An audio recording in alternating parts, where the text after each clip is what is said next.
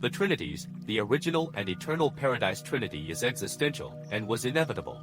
This never-beginning Trinity was inherent in the fact of the differentiation of the personal and the non-personal by the Father's unfettered will and factualized when his personal will coordinated these dual realities by mind. The post-Havona Trinities are experiential are inherent in the creation of two sub-absolute and evolutional levels of power personality manifestation in the Master Universe. The Paradise Trinity, the eternal deity union of the Universal Father, the Eternal Son, and the Infinite Spirit is existential in actuality, but all potentials are experiential. Therefore does this Trinity constitute the only deity reality embracing infinity, and therefore do there occur the universe phenomena of the actualization of God the Supreme, God the Ultimate, and God the Absolute. The first and second experiential Trinities, the post-Havona Trinities, cannot be infinite because they embrace derived deities. Deities evolved by the experiential actualization of realities created or eventuated by the existential Paradise Trinity. Infinity of divinity is being ever enriched, if not enlarged, by finity and absonity of creature and creator experience. Trinities are truths of relationship and facts of coordinate deity manifestation. Trinity functions encompass deity realities, and deity realities always seek realization and manifestation in personalization. God the Supreme, God the Ultimate, and even God the Absolute are therefore divine inevitabilities. These three experiential deities were potential in the existential Trinity, the Paradise Trinity, but their universe emergence as personalities of power is dependent in part on their own experiential functioning in the universes of power and personality, and in part on the experiential achievements of the post-Havona creators and Trinity. The two post-Havona Trinities, the Ultimate and the Absolute experiential Trinities, are not now fully manifest. They are in process of universe realization. These deity associations may be described as follows. 1.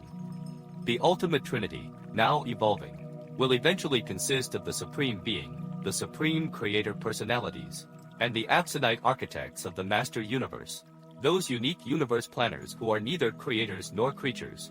God the Ultimate will eventually and inevitably powerize and personalize as the deity consequence of the unification of this experiential Ultimate Trinity in the expanding arena of the well-nigh limitless Master Universe. 2. The Absolute Trinity, the second experiential Trinity, now in process of actualization, will consist of God the Supreme, God the Ultimate, and the unrevealed consummator of universe destiny. This Trinity functions on both personal and superpersonal levels, even to the borders of the non-personal, and its unification in universality would experientialize absolute deity. The Ultimate Trinity is experientially unifying in completion, but we truly doubt the possibility of such full unification of the Absolute Trinity. Our concept, however, of the eternal Paradise Trinity is an ever-present reminder that deity trinitization may accomplish what is otherwise non-attainable. Hence do we postulate the sometime appearance of the Supreme Ultimate and the possible trinitization factualization of God the Absolute. The philosophers of the universes postulate a trinity of trinities, an existential experiential trinity infinite, but they are not able to envisage its personalization. Possibly it would equivalate to the person of the Universal Father on the conceptual level of the I Am. But irrespective of all this, the original Paradise Trinity is potentially infinite since the Universal Father actually is infinite. Acknowledgement in formulating the succeeding presentations having to do with the portrayal of the character of the Universal Father and the nature of his Paradise associates, together with an attempted description of the perfect central universe and the encircling 7 superuniverses. We are to be guided by the mandate of the superuniverse rulers which directs that we shall, in all our efforts to reveal truth and coordinate essential knowledge, give preference to the highest existing human concepts pertaining to the subjects to be presented. We may resort to pure revelation only when the concept of presentation has had no adequate previous expression by the human mind. Successive planetary revelations of divine truth invariably embrace the highest existing concepts of spiritual values as a part of the new and enhanced coordination of planetary knowledge.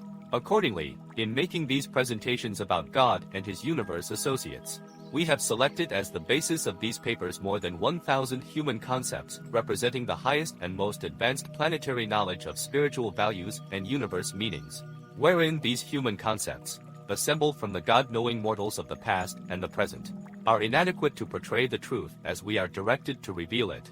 We will unhesitatingly supplement them. For this purpose, drawing upon our own superior knowledge of the reality and divinity of the Paradise Deities and their transcendent residential universe, we are fully cognizant of the difficulties of our assignment. We recognize the impossibility of fully translating the language of the concepts of divinity and eternity into the symbols of the language of the finite concepts of the mortal mind. But we know that there dwells within the human mind a fragment of God, and that there sojourns with the human soul the spirit of truth. And we further know that these spirit forces conspire to enable material man to grasp the reality of spiritual values and to comprehend the philosophy of universe meanings. But even more certainly we know that these spirits of the divine presence are able to assist man in the spiritual appropriation of all truth contributory to the enhancement of the ever-progressing reality of personal religious experience God consciousness, indicated by an Orbantan divine counselor, chief of the corps of super-universe personalities assigned to portray on Urantia the truth concerning the Paradise Deities and the universe of universes.